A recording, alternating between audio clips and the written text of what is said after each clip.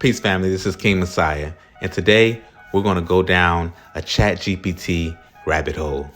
So lately, I've been wanting to do more research on Marcus Garvey, and I remember reading some great things that Marcus Garvey said about Black America. So I went to ChatGPT, and I wanted to see what they had on record. The first question I asked was, what did Marcus Garvey write on Black Americans? And it just gave me his history. So with ChatGPT, I asked the second question. Marcus Garvey praises America. And then, of course, it says a few things, but the question that got it for me was, Marcus Garvey say Black Americans hold the key to liberation, right?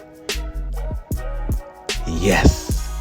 Marcus Garvey believed that Black Americans held a central role in the liberation of all African people, both in the United States and globally. He argued that Black Americans, due to their position in the Western world, had the potential to lead the charge for emancipation and empowerment of people of African descent worldwide. Here are a few reasons why Garvey believed Black Americans held the key to this liberation. Economic power. Garvey recognized that Black Americans, despite being marginalized, were economically influential. He believed that by building their own institutions, businesses, and networks, Black Americans could create a strong economic base that would empower them to challenge racial oppressions both domestically and internationally. He often spoke about how economic self-reliance was crucial to Black liberation. Deep. We're going to talk about it afterwards. Cultural and intellectual leadership.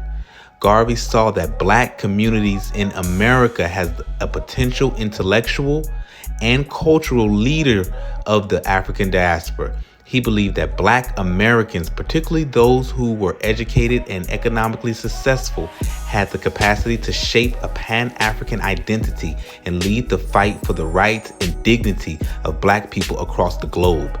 This leadership, he believed, could help unite people of African descent in a global struggle for freedom and equality.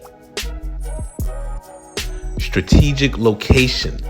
Garvey recognized the global political influence of the United States, and he argued that Black Americans, by taking advantage of the country's power and influence, could have a profound effect of the liberation of Africa and other parts of the Africa diaspora. He was particularly focused on the ability of Black Americans to influence international opinion and politics, advocating for African self-determination and unity. Building a Pan-African movement. Garvey envisioned the unification of Black people worldwide, and when he believed that Black Americans could play a pivotal role in this Pan-African movement.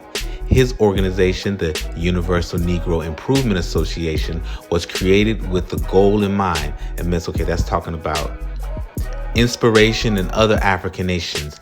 Garvey influence extended beyond the borders of the U.S., particularly in Africa, and Caribbean. He argued that Black Americans could serve as a model for other African peoples, especially those living under colonial rule, by showing them that Black people could succeed in a racially oppressive world. His vision of a Back to Africa movement, though controversial, was rooted in the idea that Black Americans, with their education and experience, could help lead the way for the African continent, but politically and economic liberation. Political and economic liberation. In essence, Garvey believed that Black Americans had the resources, the intellect, and influence to become the driving force in the larger struggle for Black liberation. While his ultimate goal was the unity and independence of all African people, he saw Black Americans as the vanguard in this fight. And we have to let's switch over to. So now we know why the FBA movement, the Indigenous Black movement, the level of vitriol that people have is because the world recognized what Marcus Garvey was honest enough and put on record. Marcus Garvey spoke highly of Black Americans and their tenacity, their will to fight. Marcus Garvey was very, very appreciative. He was, he was humble and blessed to be able to be amongst the Black American brothers and sisters who elevated him to the level that we all know of him today. And he always gave credit, and paid homage to the Black American communities that embraced him with open arms. Marcus Garvey was a true gentleman, a true scholar, and a truly humble man that was sent by God. So family, I want to go into this point. It says, Garvey recognized that Black Americans, despite being marginalized, were economically influential. He believed that by building their own institutions, businesses, and networks, Black Americans could create a strong economic base that would empower them to change or to challenge racial oppression, both domestically and internationally.